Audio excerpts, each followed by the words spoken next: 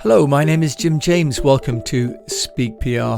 This is the podcast for anybody that's got value locked up in their organization and they're just looking for ways to release that with cost-effective and simple ways to do so using public relations.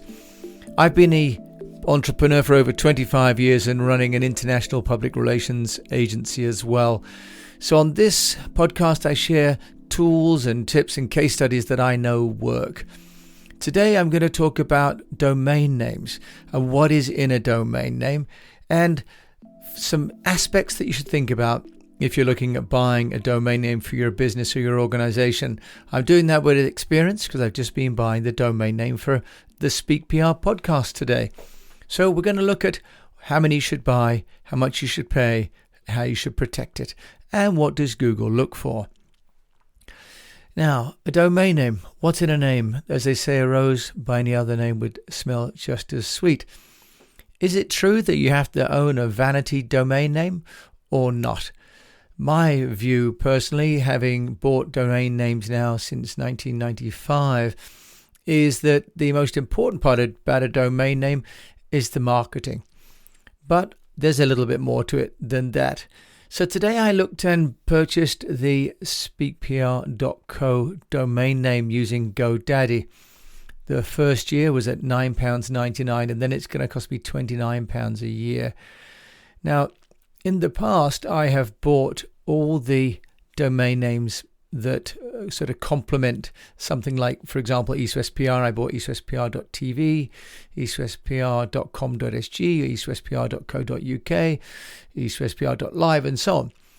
Now, what I found, though, of course, was that I was only putting content, really, on the eastwestpr.com website.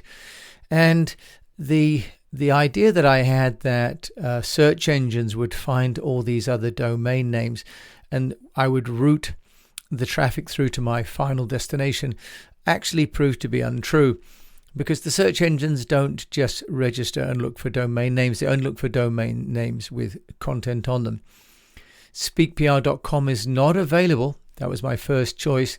And if I'd be willing to pay $48 to GoDaddy plus 20% of whatever I was charged for buying the domain name, then GoDaddy said they could help me with that.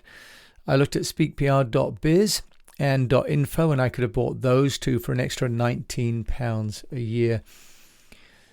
I did look at speakpr.co.uk, but then I thought actually we end up with little subdomains.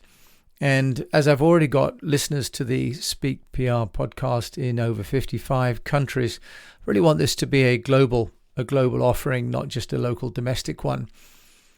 I thought that then I would stick on speakpr.co, which is what I've bought. Then I found speakpr.inc, which I thought would be quite fun because of obviously the reference to getting print and getting ink in PR, which is the old expression for PR. So for £9.46, I bought that, a little bit of a gift to myself. But what I didn't do this time was buy any of the add-ons that GoDaddy will offer. So you have to be careful with GoDaddy because you can end up buying a $9.90 domain name and spending over $30 because they have you buy domain name protection, auto renewal, multiple years and so on. So now I just go for the very basic 1 year, see if it's going to work. No protection. I'm not worried about, they say 150,000 domain names are under threat each year. I'm assuming probably my fairly invisible domain name is not going to be one of them just yet.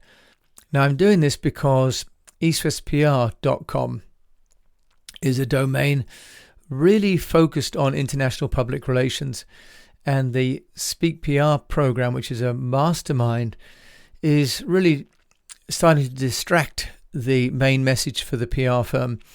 For the PR firm, we do work for international companies. We do work for them in Japan, Korea, Indonesia, Philippines. We work for multinationals and smaller companies, and we do media relations, LinkedIn management, digital marketing. And it's a network of consultants that I have around the world who are able to deliver this work. The Speak PR Mastermind is really a training program for all those entrepreneurs or organizations that really don't have the budget yet for an agency or would really just prefer to manage it in-house. It's my way of helping the 98% of companies that are less than 250 people and can't afford an agency. So I've decided to separate it out into its own domain. But there are some things that I've learned over the years about buying too many domain names. Back in the mid-90s when I started goevents.com, I bought a whole slew of domain names, including paying $10,000, still makes me shudder to think, to someone who had bought goevents.com without the hyphen. So I bought GoEvents with the hyphen and GoEvents without the hyphen. Of course, in all of my marketing material, I could only promote one of those. And the investors at the time quite rightly questioned my judgment on buying the extra domain name. It seemed at the time and was the fashion. But now I think the rule is quite different. Certainly for me, I'm just buying the one domain that I need. And it seems as though many of the big companies like Sony, IBM, Apple, they are just buying the domain that they can promote. They're not necessarily worried about all the other domains. But let's look at some of the other tools and tips that you might want to think about when you're looking at buying a domain name. So think about if you want to create, for example, a campaign specific or a product specific domain. That's great as long as you've got the marketing resources and the content to go on it. So buying a domain for just a unique site for the purposes of owning the domain name may only cost $9, $15, but it does rack up if you buy them up over multiple years. So one, I think, lesson that I've learned is not to buy a domain name if I can't support it. I started a project called Silver Fox Entrepreneurs, and I bought silverfox.entrepreneurs.life, and that's been very successful. But I also bought Maturepreneur and maturepreneur.net because they are similar in the meaning for the Silver Fox Entrepreneur, but I didn't have enough content to run across all these sites. In the end, I've tried to auction those off. Another point is that boring names like dogs.com, pets.com, it's actually hard to brand those. If they're worth quite a lot of money, insurance.com obviously worth quite a lot of money, but those really are nouns. They are the name of a particular industry. It doesn't necessarily mean that you can sell product off it. It may be great as a directory website, but it may not be a great brand website. There are premium domains. When I was buying this domain for Speak PR, I could have bought Get Noticed for $2,500. And there are a number of other domains out there to do with public relations and courses and so on. And my experience is that I am better off to spend the $9.99 on the domain name and spend $2,000 on promoting it. Another element that comes up is this idea of exact match. That if you own the words that are frequently searched, like restaurant near me, for example, that would then come highest in the search engine rankings. But in September 2012, Google issued a software update that explicitly devalues domains with exact match domain names. So another one is not buying misspellings. So in the past, it was fashionable to buy every domain that was a derivation of your own if there was a typo.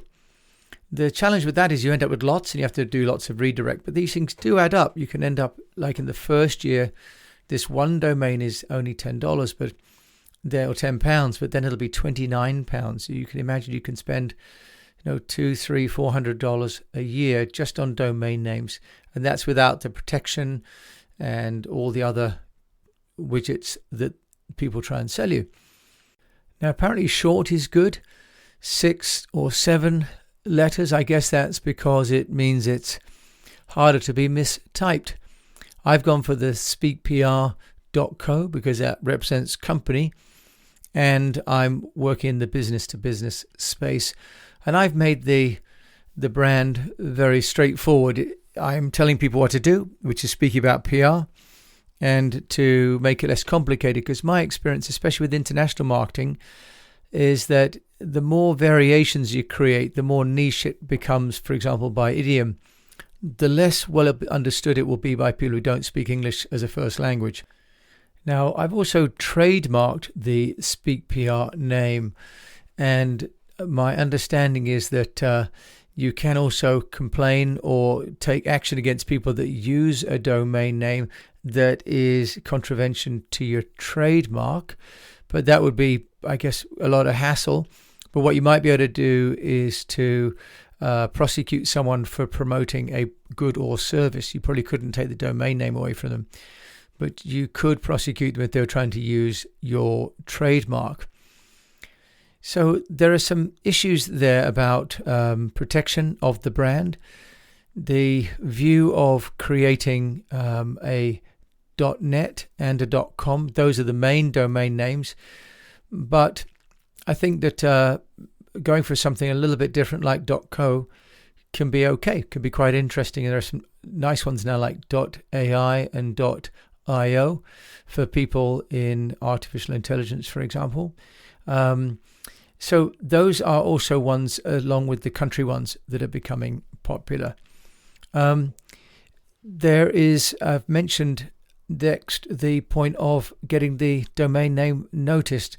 There is a website called entireweb.com, and you can enter the domain name for free, or for $29 they will submit the domain name to other people. So what's in a name? I think probably quite a lot, having had quite long domain names in the past. One of the functional problems with that is type it in. Another one is that when you have your own email account attached to the domain name, you end up needing to have an abbreviation because it is frankly just unwieldy. So I've also gone for speakpr.co because it's not too big on the business card and it's not too cumbersome when it comes to setting up email, and it says what I do. And I think the domain name is another example in internet marketing where it's worth just keeping it simple. Especially at the beginning when I don't really have much of a business, just an idea. I want to protect the basic idea, but spending too much money on registrations and protections and all kind of offerings that people like GoDaddy or Network Solutions have can just increase the budget that's better spent on promotion. So it's a short topic, which is domain names. There are people that make a living doing it. You can also auction your domain names. I've been trying to do that with some of the domain names that I bought for the Silver Fox Entrepreneurs. What I found about that is then you need to pay to become an auctioneer, and you pay a commission for doing that. And some domain names are worth having and selling, but most of them, it seems, really just sort of cannon fodder. eastwestpr.com now as a domain name is worth over $2,000, which is great, but of course I need that for my own business. So if you're looking at buying a domain name for your business, buy one that describes what you do, buy one that you can put content on, buy one that makes your life simple, and then move on and get on with putting out the content. So with that, I thank you for listening to this episode of Speak PR. My name is Jim James. We have a weekly newsletter. If you'd like to subscribe, please come to eastwestpr.com.